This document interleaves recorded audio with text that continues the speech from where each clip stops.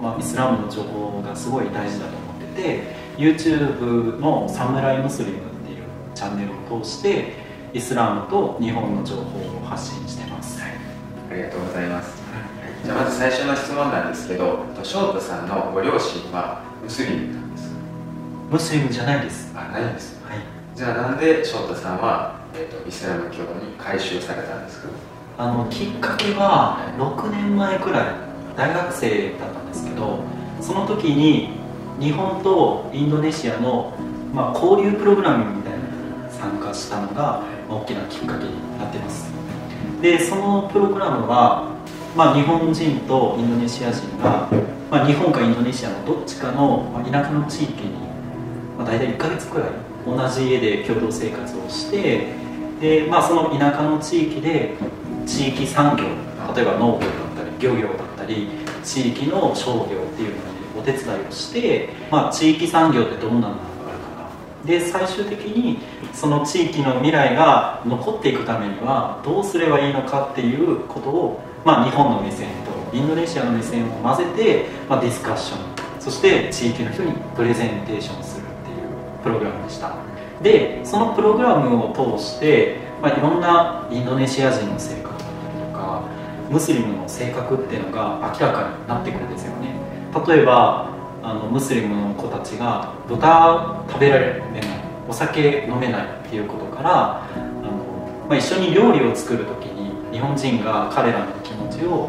考えて料理しないといけないとか、そんなところを通して、ちょっとずつムスリムっ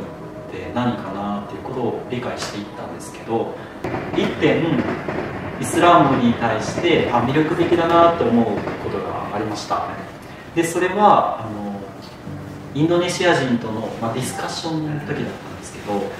やっぱり1ヶ月彼らと一緒に生活しているとストレスじゃないですか。普段日中は6時間とか7時間とか農業をしないといけなくて相当疲れるんですよね。でその後にディスカッションをしないといけないと、もうやっぱみんなやりたくないのにもう寝たいみたいな感じで、ちょっとミーティング中に、イライラしちゃったりとかするんですよね。で特に、僕が感じたのは、日本人の人たちってちょっとミーティング中にインドネシア人とか他人との、意見が合わない時に悪口を言ってしまったりとか、顔にすぐにこう表情が出て怒りを表してしまったりとか、そういうことがあって、ですごい雰囲気が悪くなったんですよ。で一方インドネシア人はそれに対してこう結構我慢してたっていうか、もう周りを良くしよう良くしようと努めとったんですよね。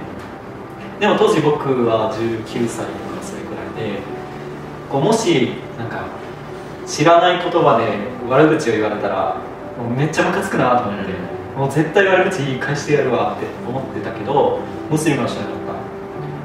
た。で彼らに後からなんでいつも場の空気を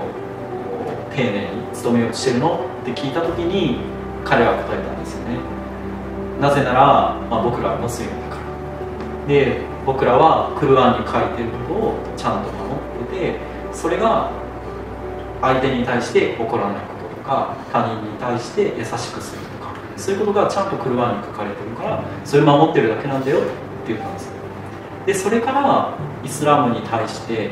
すごく印象が変わ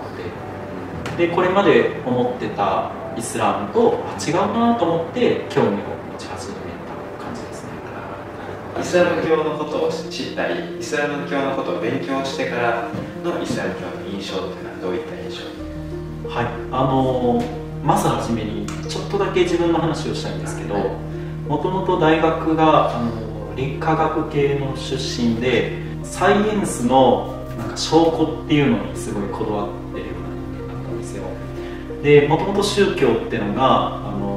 科学とすごく離れてる、論理とか理屈では説明できないような存在なのかなと思ってて、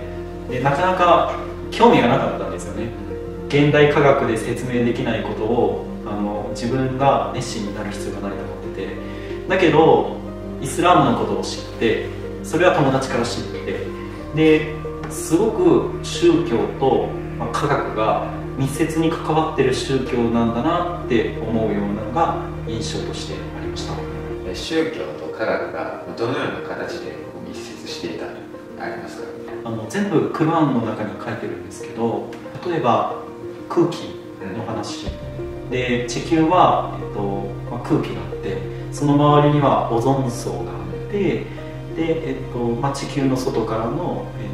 例えば熱とか悪い有害なものを、守ってくれてたりする存在があるわけなんですけど、クルアンにもそのようなことが書かれてるんですよね。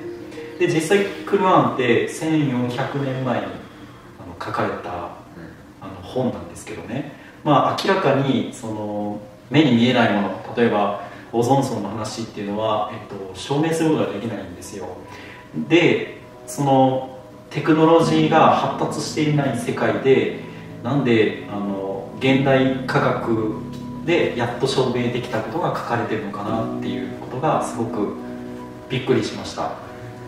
ではイスラム教って1日に5回お祈りがあると思うんですけども、普段はどこでお祈りされてるんですか？普段は、例えば仕事行く日は職場でするんですよ。でも休みの日に出かけないといけない時があるじゃないですか。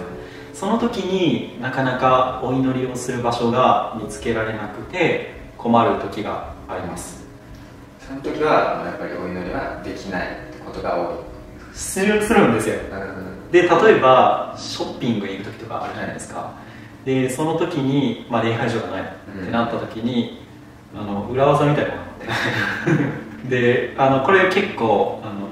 日本に住んでるムスリムにとってはポイントかなと思うんですけど、ユニクロとかに行くんですよね。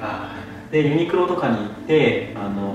フィッティングルームがあるじゃないですか。ありますね。フィッティングルームって誰も入ってこないんですよ。で、事前にトイレとかで、お清めをして、でフィッティングルームに服1着だけ持ってこれ試着していいですかみたいな、彼はいいですよって入ってもらってカシャッとするんですよね。でその後に1人になったからキブラって言ってサウジアラビアのメッカの方向をiPhone とかで探して、そこに向かって1人でお願いします。なるほど、そうやって翔太さん自身はどのような活動をされていますか？はい、ここはジャパンダワセンターっていうんですけど、このジャパンダワセンターで、日本人ムスリムとして、日本人に正しいイスラムの情報が届けられるように日々お客さんに対してイスラムの説明をしたりとか、イスラムの、情報発信のお手伝いとしてビデオを作らせてもらったりとか、自分自身がイスラムのイベントを開いて自分のムスリムになったストーリーだったりとか、ムスリムとしてどういう生き方をしているのかっていう発信とかをさせてもらってます。